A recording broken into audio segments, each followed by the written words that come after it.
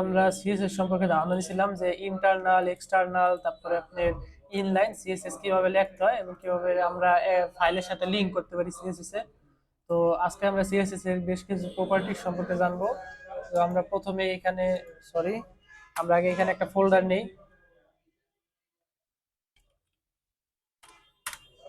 ফোল্ডারের ভিতরে যে আমরা দুটো ফাইল খুলি, একটা হলো যে index.html আর একটা হলো যে style.css। তো আমরা এখানে নিলাম,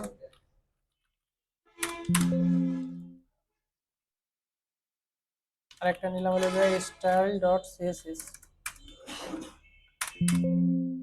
এই ফাইলটিকে আমরা ওপেন করি ভিজুয়াল কোডে।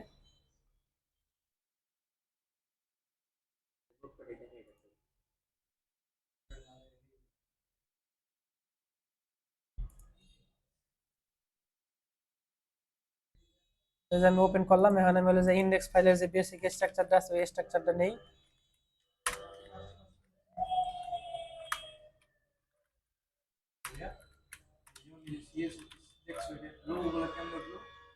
ওটা প্রপার্টিজ এক্সটেনশন আছে।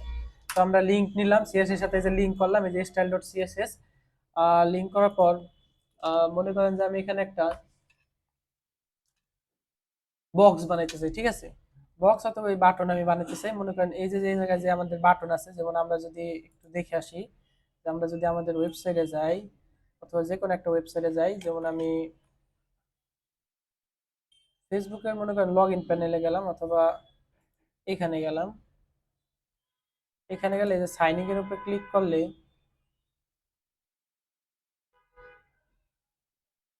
তখন দেখবেন এই যে সাইন ইন করার জন্য একটা বাটন থাকে না?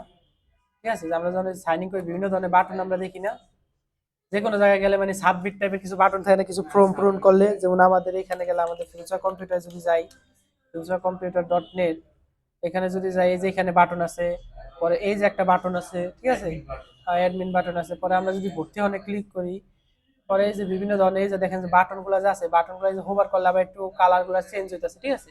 তো এই কাজগুলো কিভাবে করা যায়, বাটনগুলো কিভাবে আমরা স্টাইল করতে পারি? তো এই কাজগুলো করার জন্য প্রথমে আমরা ইনপুট ট্যাগ সম্পর্কে ধারণা নিয়েছিলাম না? তো আমরা এখানে নরমাল একটা ইনপুট ট্যাগ নিলাম। ইনপুট শেষ টু ওই যে সাবমিট নামে আমরা করছিলাম না একটা টাইপ সাবমিট?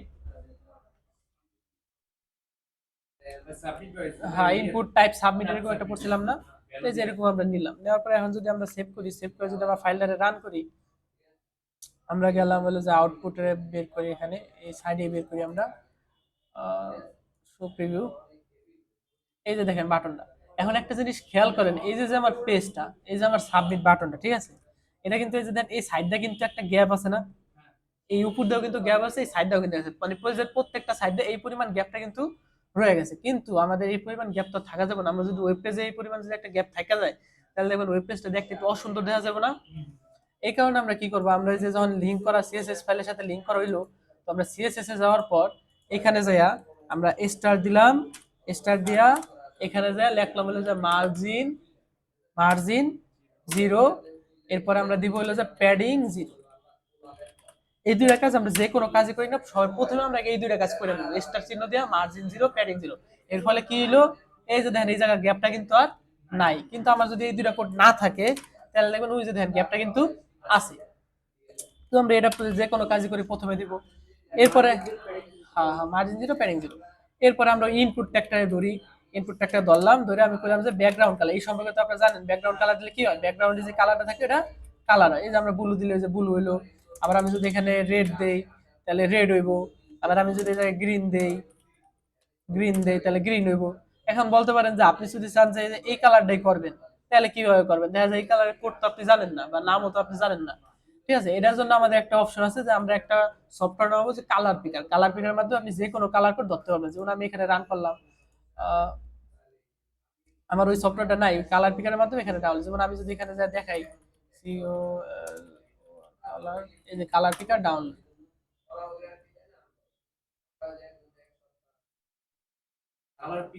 হুম, শুধু এই ক্লাসটা আপনি পরে দেখাই দেওয়া হইব। তো আমি আপাতত ওদিকে না যাই, যেহেতু নেট একটু স্লো আছে।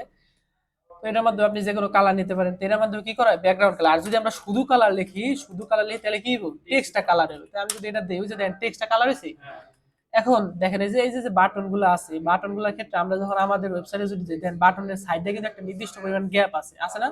এই যে সাইড দেওয়া আছে মানে একটা সৌন্দর্য আছে, কিন্তু এই বাটনটা কিন্তু দেখতে ওরকম সুন্দর না, কারণ কোনো দিক দিয়ে কোনো গ্যাপ নাই, অন্যরকম একটা।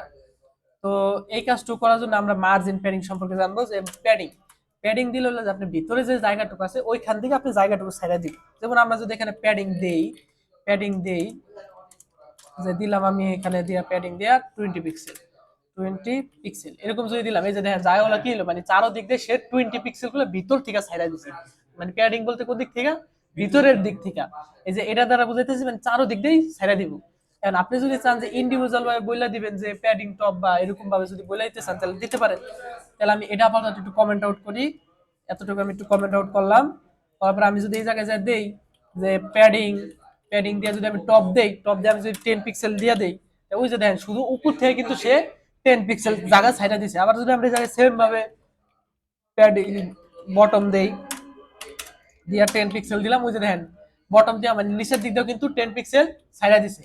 আবার আমি যদি এই জায়গায় দেই প্যাডিং রাইট দিয়ে যদি আমি 10 পিক্সেল দেই, তাহলে ওই যে দেখেন ডান সাইড দেওয়া কি হয়েছে 10 পিক্সেল ছাইড়া দিছে। আমি যদি আবার সেম ভাবে এই জায়গায় প্যাডিং লেফট দেই, প্যাডিং লেফট, ঠিক আছে? এইভাবে কিন্তু আপনারা ইন্ডিভিজুয়াল ভাবে প্রত্যেকটা সাইড থেকে কিন্তু আপনারা জায়গাগুলো কিন্তু প্যাডিংটা দিতে পারতেছেন। তো প্যাডিং দ্বারা আমরা কি বুঝলাম? প্যাডিং দিয়ে কি করা হয়? ভিতর থেকে কিছু পরিমাণ জায়গা ছাড়া হয়।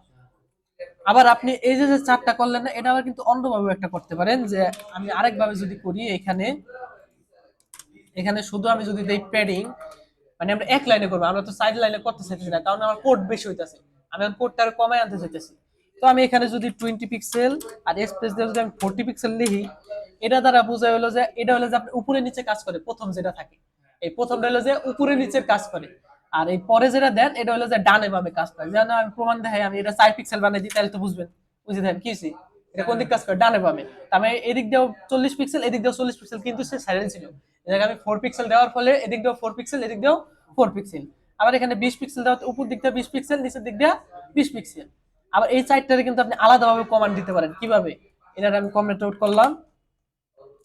এখন দেখেন আমি এই জায়গায় যাইয়া দিলাম আমি প্যাডিং দিয়ে আমি দিলাম 10 পিক্সেল, ঠিক আছে? এটা 10 পিক্সেল দেওয়ার কোন দিক দিয়ে ছাড়ছে দেখেন তো? 40 পিক্সেল। এটা বোঝা যাইতেছে না, আমি দেখেন আমি দিলে বুঝবেন। 30 পিক্সেল। এখন দেখেন বিষয়টা, এটা কাজ করতেছে আপনার লেফট সাইড দিয়া। কোন দিক দিয়া? লেফট সাইড, মানে সবার শেষে, মানে প্রথম দিক দিয়ে যদি আমি যাই, এটা কাজ করতেছে আপনার উপরের দিক দিয়া। কোন দিক দিয়া? শুধু উপরের প্যাডিংটা। তারপরে এই যে এটা আছে, এটা কাজ করতেছে আপনার বটমের দিক দিয়া। কোন দিক দিয়া? বটম। আর এই যে দেখতেছেন, এটা কাজ করতেছে আপনার এই ডান সাইডে। দেন আমি যদি এটা কমাই দিই, যদি আমি 20 করে দিই, না সরি আমার একটু ভুল হয়েছে, যে এটা আপনি কাজ করতেছে উপর দিক থেকে, ঠিক আছে? আর এটা কাজ করে হলো যে আপনার ডান সাইডে। কোন দিকে? ডান সাইডে। এটা কাজ করে আপনার নিচে, আর এটা কাজ করে আপনার বাম সাইডে। তাহলে আমরা কি বুঝলাম? যে এটা টপ, আর এটা হলো যে আপনার ডান সাইড, মানে right. Top right bottom left, top right bottom left. এইভাবে দেখা যায় আপনি বারবার ওই লাইনগুলো না কইরা আপনি এক লাইনে কিন্তু প্রত্যেকটা কোড কইরা দেন। এর ফলে কি হইতাছে? আপনার কোডগুলো কিন্তু কইমা যাইতাছে। এই গেল প্যাডিং এর বিষয়। এরপরে আমরা একটা জিনিস সম্পর্কে জানি, তো প্যাডিংটা আমি একটু সুন্দরভাবে দিই। এটা আমি কমেন্ট আউট করলাম, কমেন্ট আউট করে আমি একটু প্যাডিং করে দিলাম। এই জায়গায় প্যাডিং প্যাডিং দিয়ে আমি দিলাম হলো যে আপনার উপরে নিচে দিলাম হলো যে 10 পিক্সেল, আর ডানে বামে আমি দিলাম হলো যে 25 পিক্সেল। এরকম ভাবে সুন্দরভাবে একটা প্যাডিং দিলাম, ঠিক আছে? তো প্যাডিং দেওয়ার পর আমরা জানবো হলো যে মার্জিন সম্পর্কে। আর মার্জিন কি কাজ করে দেখেন, আমি যদি এখানে মার্জিন দেই, মার্জিন দিয়ে যদি আমি 10 পিক্সেল দেই, তাহলে কি হলো? সে চারো দিক দিয়ে 10 পিক্সেল ছাইড়া দিছে। এটা হলো যে বাইরে। এটা কোন দিকে? মার্জিন কোন দিকে কাজ করে? বাইরে। আর প্যাডিং কোন দিকে কাজ করে? ভিতরে কাজ করে। তো মার্জিনের মাধ্যমে তাহলে কি হলো? আমার চারো দিক দিয়ে কি হয়েছে? 10 পিক্সেল জায়গা সে ছাইড়া দিছে। এখন এই জায়গা ওই প্যাডিং আমরা যেভাবে করছি না, সেম ভাবে কিন্তু এই প্রপার্টিজ গুলো কাজ করে। যেমন আমি এই যে মার্জিনটা যদি কমেন্ট আউট করি, করে যদি আমি লিখি যে মার্জিন, মার্জিন লেখা যদি আমি এখানে দিই 10 পিক্সেল বাই 20 পিক্সেল, তাহলে ওই যে আমরা প্যাডিং এর ক্ষেত্রে যেভাবে কাজ করছিল, এই প্রথমটা কাজ করে কোন দিকে? উপরে নিচে, আর পরেরটা কাজ করে ডানে বামে। এটাও কিন্তু সেম ভাবে কিন্তু কাজ করতেছে মার্জিনটাও। তাহলে এটা দ্বারা বোঝা যাচ্ছে উপরে নিচে, আর এটা দ্বারা বোঝা যাচ্ছে কোন দিকে? ডানে বামে। আবার আপনি সেম ভাবে ওই কাজগুলো করতে পারেন, যে মার্জিন টপ দেয়া, মার্জিন বটম দেয়া, ঠিক আছে? আমি এখানে যদি লিখি যে মার্জিন টপ দিয়ে যদি আমি দিই 10 পিক্সেল, তারপরে আমি দিলাম হলো যে মার্জিন বটম দিলাম, মনে করেন যে আমি 30 পিক্সেল, এরকম ভাবে আমি দিই আপাতত। মার্জিন তারপরে আমার লেফট দিলে মনে করেন 10 পিক্সেল, মার্জিন রাইট দিলাম আমি 30 পিক্সেল। তাহলে এটা কি হইতেছে, এটা আমার ইন্ডিভিজুয়াল ভাবে কিন্তু প্রত্যেক সাইডের জন্য কাজ করতেছে। তো এই বিষয়টা কি বুঝছেন, এটাও কিন্তু এই পেডিং এর মতো কিন্তু সেম কাজই করে, শুধু বুঝতে হবে মার্জিনটা কি আর আমার পেডিংটা কি। তো মার্জিনটা আমরা কি বুঝলাম, মার্জিন কোন দিকটা কাজ করে বাইরে, আর পেডিং কোন দিক কাজ করে ভিতরে।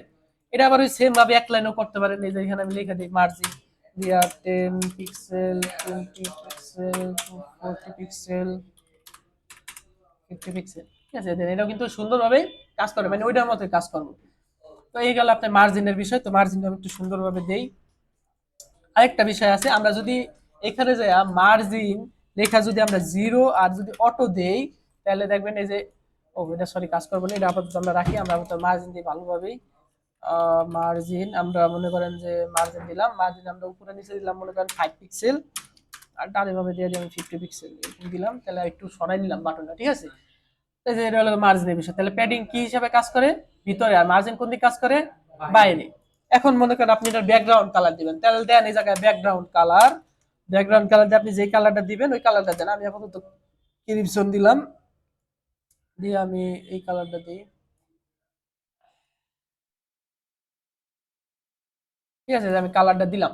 ঠিক আছে, কালার দেওয়ার পর এখন দেখেন এই বাটনের বা চারিদিকে কিন্তু একটা কি আছে, বর্ডার আছে। এই বর্ডারটারে আপনি চাইলে দিতেও পারেন, নাও দিতে পারেন। ঠিক আছে, বর্ডারটা কিভাবে করবেন, যেমন আমি এখানে যদি দেই বর্ডার, এখানে যদি আমি নান করে দিই তাহলে দেখবেন বর্ডার নাই। কিন্তু আমি যদি বর্ডার না, হ্যাঁ হ্যাঁ বর্ডার নান লিখলে বর্ডার যাইবো গা। এটা শুধু বাটনের ক্ষেত্রে বর্ডারটা থাকে, কিন্তু আপনি অন্য কোনো ক্ষেত্রে কিন্তু বর্ডারটা থাকবো না। এখন দেখা যায় আপনি চাইতেছেন এই ফোনটুকু কালার করতে, মানে সাবমিট লেখাটুকু কালার করবেন, তাহলে কিভাবে করবেন, এখানে লিখবেন যে কালার, না টেক্সট কালার না, শুধু কালার। কালার লেখে আপনি যেই কালার দিবেন ওই কালারই কাজ করবে। বুঝতে দেখেন কালারটা কি কাজ করছে। এখন মনে করেন আপনি চাইতেছেন লেখাটুকু একটু বড় করবেন, কারণ লেখাটা তো একটু ছোট। কারণ বড় করতে চাইলে কি করতে হবে আপনার, এখানে লিখবেন যে ফন্ট সাইজ। ফন্ট সাইজ লেখা যদি আমরা 20 পিক্সেল দেই, তাহলে দেখেন ওই যে দেখেন ফন্ট সাইজ বড় হয়েছে।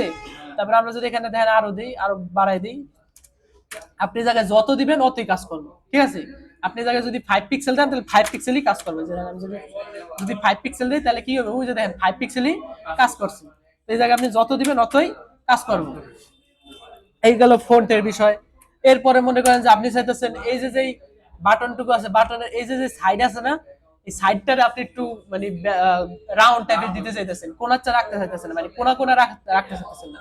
তো রাউন্ড দেওয়ার জন্য আমার এই যে একটা প্রপার্টিজ আছে, যে বর্ডার রেডিয়াস। বর্ডার রেডিয়াস যদি আমরা 10 পিক্সেল ইউজ করি, তাহলে ওই যে দেন চারদিকে কি হয়ে গেল, বর্ডার রেডিয়াস বেরিয়াস। এখন এইটাও কিন্তু আপনি ওই মার্জিনের মতো, তারপর প্যাডিং এর মতো ইন্ডিভিজুয়াল আপনি ইউজ করতে পারেন। কিভাবে করবেন, এইখানে যাই আপনি লেখেন যে border border top right radius, মানে হলো যে border top right. Top right বলতে মানে যে একবার উপরের দিকে ডান সাইডে, মানে এই যে এই কোণারটা। তাহলে এই কোণারটা আপনি ইন্ডিভিজুয়াল ভাবে বলে দিতে পারতেছেন। দেখেন আমি কোণারটা আমি করে দিই কিভাবে, 20 পিক্সেল দিলাম। তাহলে ওই যে দেন শুধু ওই কোণারটাই কিন্তু বাঁকাইছে, কিন্তু অন্য কোনো দিয়ে কিন্তু বাঁকায় নাই। আমি কিন্তু সেম ভাবে এই জায়গাও করতে পারি, যে আমি যদি এখানে দেই border border top left radius, মানে এই যে বাম সাইডে, এই জায়গায় আমি দিয়ে দিলাম 5 পিক্সেল। এই যে দেন শুধু কিন্তু কোন সাইডে বাঁকাইছে, বাম সাইডে। এই সেম ভাবে কিন্তু আপনি আরো দিতে পারবেন, যে বর্ডার বটম লেফট, এই জায়গায় আমি দিয়ে দিলাম 30 পিক্সেল। আবার দিলাম আমি বর্ডার বর্ডার বটম রাইট, এই জায়গায় আমি দিয়ে দিলাম 5 পিক্সেল। তাহলে সুন্দরভাবে কিন্তু বাটনটা হয়ে গেল। এইভাবে আপনারা বর্ডার রেডিয়াস ইউজ করতে পারেন ইন্ডিভিজুয়াল ভাবে। আবার আপনি চাইলে বর্ডার রেডিয়াস দিয়ে আমি যদি দেই 20 পিক্সেল বাই 30 পিক্সেল, এটা আমি কখনো করি নাই, করে দেখি কাজ করে কিনা। কাজ করবো, হ্যাঁ। তাহলে এটা কি কাজ করবো জানেন, একটা কাজ করবো উপরে নিচে, আর একটা কাজ করবো ডানে বামে। তার মানে একটা কাজ করতেছে হলো যে আপনার এই সাইডটা একটা কাজ করতেছে, আর এটা কাজ করতেছে আপনার এই সাইড আর এই সাইড। বুঝছেন বিষয়টা। তো এইভাবে আর কি কাজ করে। এবার আপনি চাইলে হ্যাঁ কোনাকুনি, আবার আপনি চাইলে যে ইন্ডিভিজুয়াল ভাবে আমরা মার্জিন যেভাবে ইউজ করছি সেম ভাবে কিন্তু আপনি এখানেও দিতে পারেন। কিভাবে দিবেন, এখানে আমি দিলাম বর্ডার রেডিয়াস 5 পিক্সেল। এটা কোন দিক কাজ করবো, হ্যাঁ ওই যে কোনায় কাজ করবে। তো আমি এটা আপাতত মুছা দিই, এটা মানে কমেন্ট আউট করে দিই, তাহলে বুঝতে আপনাদের সুবিধা হবে। তারপরে আমি মনে করেন দিলাম হলো যে 10 পিক্সেল, এরপরে দিলাম 20 পিক্সেল, এরপরে দিলাম 40 পিক্সেল। দেন শুধুভাবে বাটনটাই কাজ করছে। তো এইভাবে আপনি কিন্তু দিতে পারেন। তো আমি এটা কাইডা দিলাম, এটা কাইডা আমি সুন্দরভাবে দিলাম। এটার আমি এখানে যাইয়া আমি একটা বর্ডার রেডিয়াস দিয়ে ইউজ করি আপনার ঠিক আছে, সুন্দর আমি বর্ডার রেডিয়াস দিলাম। এখন মনে করেন যে আপনি এইভাবে কাজগুলো করবেন, তাহলে আপনাদের কাজ হলো যে এই যে পেডিং দেখাইলাম, তারপর মার্জিন সম্পর্কে বুঝাইলাম, এরপরে বর্ডার রেডিয়াস দেখাইলাম, ফন্ট সাইজ, কালার, তারপর বর্ডার কিভাবে নাম করতে হয়, বর্ডারের বিষয়ে একটু ক্লিয়ার হন যে এটা কিন্তু শুধু বাটন ট্যাগের ক্ষেত্রে বর্ডারটা কিন্তু থাকা যায়, কিন্তু অন্যান্য ট্যাগ নিয়ে যদি আপনি কাজ করেন, যেমন আমি যদি এই ট্যাগ নিয়ে কাজ করি, যেমন আমি এই ট্যাগের ভিতরে এখানে আমি দিলাম হলো যে গো এরকম দিলাম, গো দিলাম, তাহলে এই যে দেখেন আমরা যখন এটার ক্ষেত্রে কাজ করছি তখন কিন্তু নিচে একটা দাগ চলে আসতেছে, ঠিক আছে, মানে আন্ডারলাইন থাকতেছে, তখন ওইটারে কি করতে হবে, ওইটা আমি এ ধরলাম, এ ধরে আমি এখানে যাই, এটা নান করার জন্য আপনি দিতে হবে যে টেক ডেকোরেশন না, তাহলে দেখবেন ওই নিচের দাগ কি হয়ে যাবে, নান হয়ে যাবে। এখন আপনি এটার একটা পেডিং দেন, আমি পেডিং দিলাম 20 পিক্সেল 30 পিক্সেল, দেওয়ার পর আপনি একটা ব্যাকগ্রাউন্ড কালার দেন, আমি দিলাম ব্যাকগ্রাউন্ড কালার হ্যাশট্যাগ দিয়া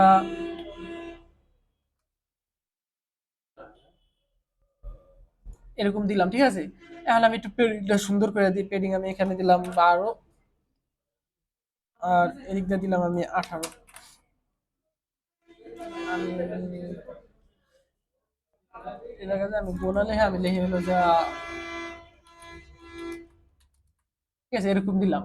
দেওয়ার পরে এখন এই যে বাটনটা তৈরি করলাম, এখন বাটনে যে আমরা ব্যাকগ্রাউন্ড কালার দিলাম, কিন্তু এখন দেন এই বাটনের কি আপনার কোনো ই আছে, বর্ডার আছে না, কিন্তু আমরা ইনপুটটাকে যদি আমরা বর্ডারটা যদি না করি তাহলে কিন্তু বর্ডারটা কিন্তু থাকা যাইতেছে, ওই যে দেখেন সাইডে কিন্তু বর্ডারটা চলে যাইতেছে।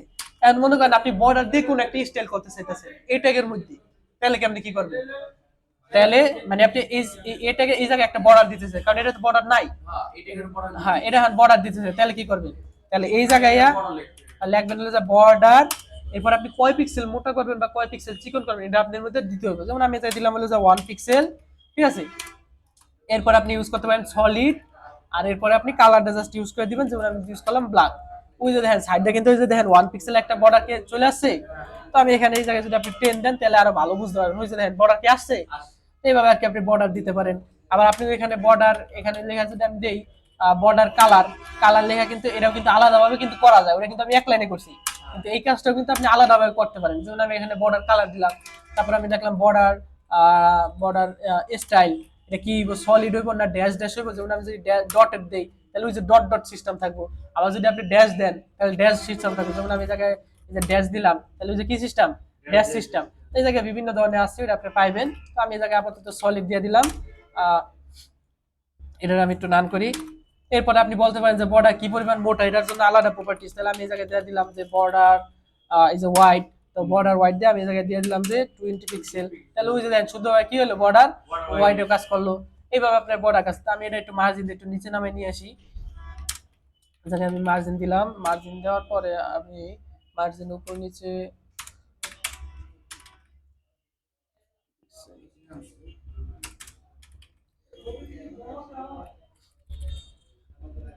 আচ্ছা সমস্যা নেই, ওইটা আমরা পরে নিচে নামাই, মানে আমরা আপাতত কাজটা যেটা দেখতে সেটা দেখি। তো এটার মাধ্যমে কি করতে পারেন আপনারা, বর্ডারের কাজটা করতে, আমি এটা কমেন্ট আউট করে রাখি আপাতত। তো আমরা বর্ডার এক লাইনে কিভাবে ইউজ করবো, যে এই জায়গায় যাইয়া জাস্ট লিখবেন যে বর্ডার, বর্ডার এখানে যে লিখবেন যে 1 পিক্সেল, বা আপনি যে কয় পিক্সেল দেন ওই কয় পিক্সেল দিলেন, হ্যাঁ দেওয়ার পর সলিড দিয়ে আপনি যে কালার দিতে চাইতেছেন ওই কালার দিয়ে, হ্যান্ডেল তো বোঝা যাবে না, আমি ব্ল্যাক দিই তাহলে বোঝা যাবে, ঠিক আছে, ওই যে সুন্দরভাবে হয়ে গেল। তাহলে এই হলো যে আপনার কাজ, ঠিক আছে। আপনাদের কাজ কি দিলাম, তাহলে পেডিং সম্পর্কে ধারণা, বর্ডার, তারপর টেক্সট ডেকোরেশনের মাধ্যমে কি করা হয়, এরপরে আপনি দেখালাম ব্যাকগ্রাউন্ড কালার, তারপরে দেখালাম ফন্ট সাইজ, ঠিক আছে, আর দেখালাম মার্জিন। তাহলে আপনাদের কাজ আজকে পর্যন্ত, ক্লাস আজকে পর্যন্ত সমাপ্ত।